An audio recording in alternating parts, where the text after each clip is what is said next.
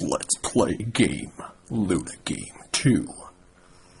The fact that this is a spooky game is sort of obvious at this point, at least if you've heard of the first one, so it's gotta try even harder to be lame scare game.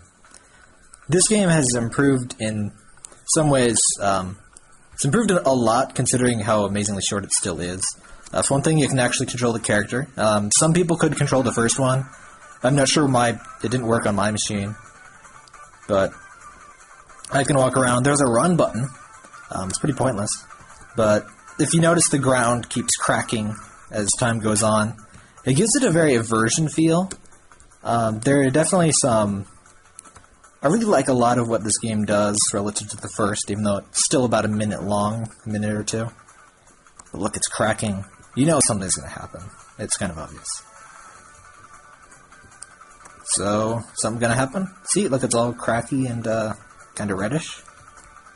Spooky. Spooky! Spooky. That's better. I really like that the character slows down. That's a really nice touch. I like the creepy alternate world. It reminds me a lot of Monster Party.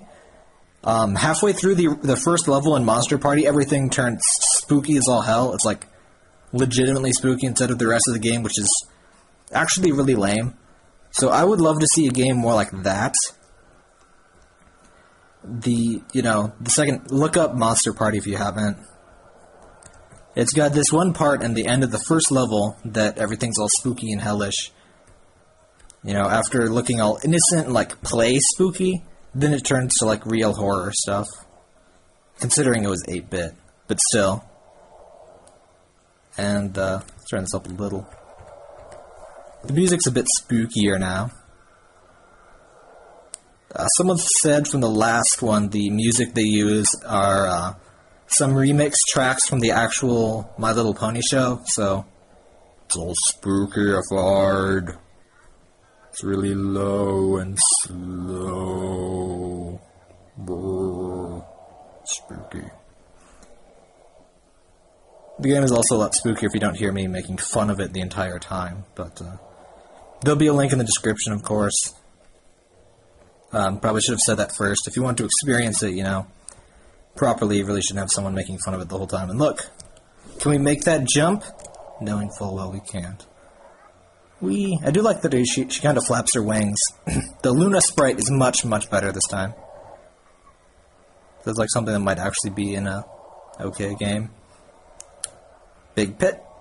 We get the point here. Big pit. Fade to blackness. Dun dun dun. Dun dun. Still dun dun dun. There you go. You died. Luna's all falling. It's all spooky and sad like. Oh no. And spooky music. Spooky music. Probably kind of loud, but it's supposed to be. Though I don't approve of the loud static blare when that first spooky picture shows up. It's pretty much the generic screamer crap where it tries to startle you with generic loud noise. But the actual, what I would look to is Monster Party and Eversion.